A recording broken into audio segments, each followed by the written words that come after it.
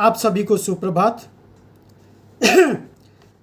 मैं ब्रिजबिहारी श्रीवास्तव आप सभी को अपने देश की अर्थव्यवस्था के बारे में बहुत थोड़ा सा और सरल शब्दों में और बहुत ही संक्षिप्त रूप में आपको वीडियो मैं भेज रहा हूं। बहुत ही सरल शब्दों में मैं 2-3 वीडियो बना करके देश की अर्थव्यवस्था के बारे में बताने की कोशिश करूंगा। 2014 में हमारे देश की अर्थव्यवस्था विश्व की 10वीं बड़ी अर्थव्यवस्था थी, लेकिन 2014 के बाद आर्थिक सुधारों और नीतिगत फैसलों के जरिए हमारी सरकार ने देश की अर्थव्यवस्था को एक सुनिश्चित रफ्तार दिया, जिससे 2019 में हमारे देश की अर्थव्यवस्था ब्रिटेन को पीछे करते हुए 5वें स्थान पर पहुंच गई और विशेषज्ञों का ये मानना है, जैसा कि हमारे देश की अर्थव्यवस्था तेजी से आगे बढ़ रही है, कि इस वर्ष के अंत तक देश की अर्थव्यवस्था विश्व पटल पर जापान को पीछे करते हुए चौथी बड़ी अर्थव्यवस्था बन जाएगी।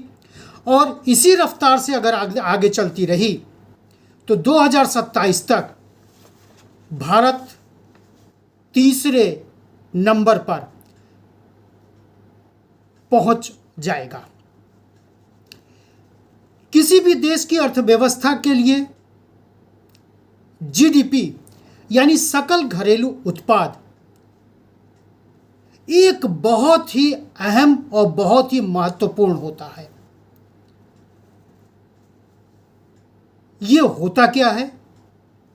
शब्द तो हम लोगों ने बहुत बार सुना होगा, लेकिन होता क्या है? बहुत डीप में न जा करके बहुत सरल शब्दों में, बहुत संक्षिप्त रूप में हम आप इसको समझने की कोशिश करते हैं।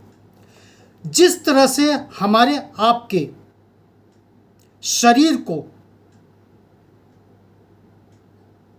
ट्रैक करने के लिए कुछ न कुछ टेस्ट या इस तरह के लेबोरेटरी में जाना पड़ता है, वहाँ पर टेस्ट होने के बाद हमारे शरीर की रिपोर्ट आती है कि हम सही हैं या कम सही हैं, डॉक्टर के पास और किस डॉक्टर के पास जाना है।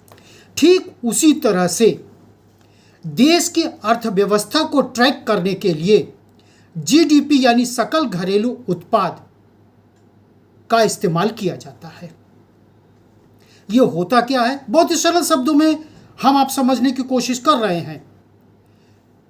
ये देश में तय समय में बनाई गई सभी सेवाओं और वस्तुओं की वैल्यू को प्रदर्शित करता है। इसमें देश की सीमा के अंदर रहकर जो विदेशी कंपनियां उत्पादन करती हैं उन्हें भी शामिल किया जाता है। ये तो हो गया हमारा जीडीपी का बहुत ही सरल शब्दों में मतलब।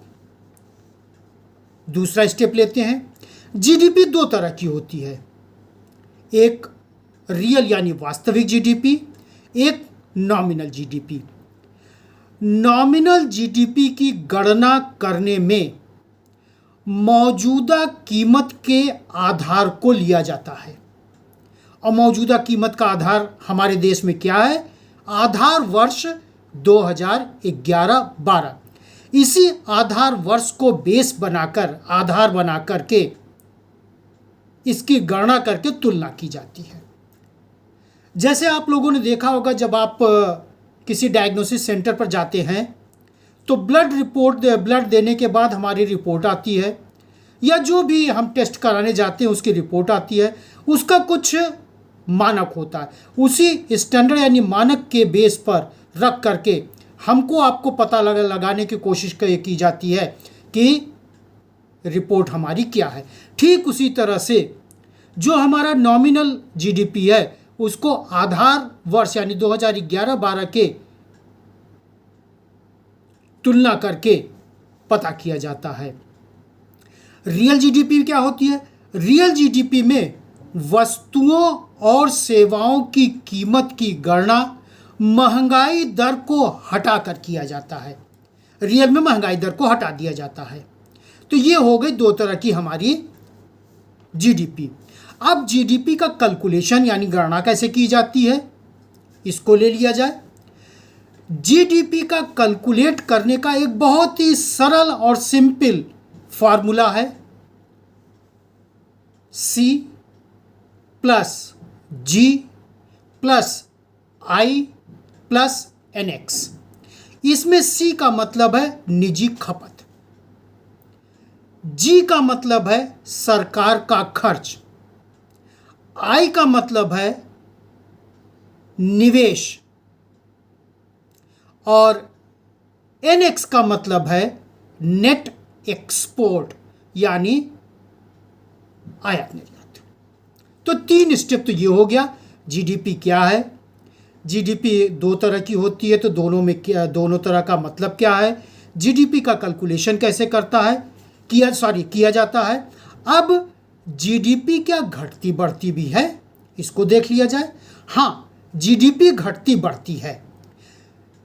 इसके लिए महत्वपूर्ण 4 बिंदुओं पर ध्यान देना पड़ता है। हैं तो बहुत ढेर सारे, लेकिन बहुत ही अहम और बहुत ही महत्वपूर्ण ये 4 बिंदु हैं। इसमें पहला है आप और हम। इसका मतलब क्या है? यानी आप जितना खर्च करेंगे वह हमारी मीन्स देश की अर्थव्यवस्था में योगदान होगा। ये तो पहला स्टेप हो गया। दूसरा स्टेप क्या है? प्राइवेट सेक्टर का विनिवेश ग्रोथ।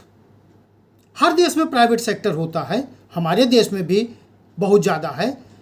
उसका विनिवेश ग्रोथ, इसका विनिवेश ग्रोथ इस समय हमारे देश की जीडीपी यानी ग्रॉस डोमेस्टिक प्रोडक्ट में करीब करीब 32% है। तीसरा स्टेप है सरकारी खर्च। इसका क्या मतलब है?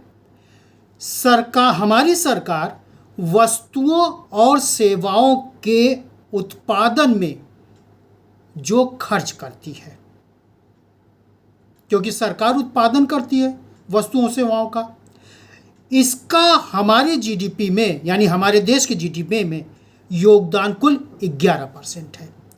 चौथा स्टेप क्या है? Net demand. किसी भी देश में, जैसा हमारे भी देश में है, निर्यात और आयात दोनों होता है। निर्यात मीन्स एक्सपोर्ट, आयात मीन्स इंपोर्ट।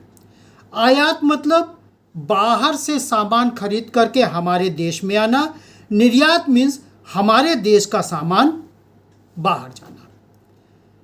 तो जितने भी विकासशील देश हैं, जैसा कि अभी हमारा भी देश है, इसमें निर्यात हमेशा कम होगा, निर्यात कम होगा, आयात हमेशा ज़्यादा होगा। यानी import always more than export. जब भी इंपोर्ट ज़्यादा होगा, एक्सपोर्ट कम होगा, तो कन्फर्म है कि बैलेंस ऑफ ट्रेड नकारात्मक होगा। नकारात्मक का मतलब ये नहीं कि ये जो हमारा विकास हो रहा है, जीडीपी बढ़ रही है या हम अर्थव्यवस्था में बढ़ रहे हैं, उस पर कहीं हिंड्रेंस यानी रोड़ा होगा, नहीं। ये हम आपको अगले वीडियो में और क्लियर करेंगे।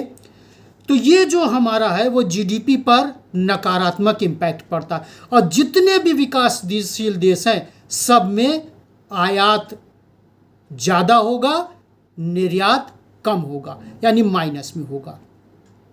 तो ये 4 स्टेप आज हम लोगों ने अपने देश की अर्थव्यवस्था के बारे में जानने की और समझने की बहुत सरल शब्दों में कोशिश किया, और उम्मीद है कि आप भी इसको बहुत अच्छे ढंग से समझ जाएंगे। बस जाते जाते निवेदन इस पहले वीडियो में करना चाहते हैं कि हमारे इस प्रयास को अगर आपको अच्छा लगता है तो आप इसको लाइक और सब्सक्राइब जरूर करिए।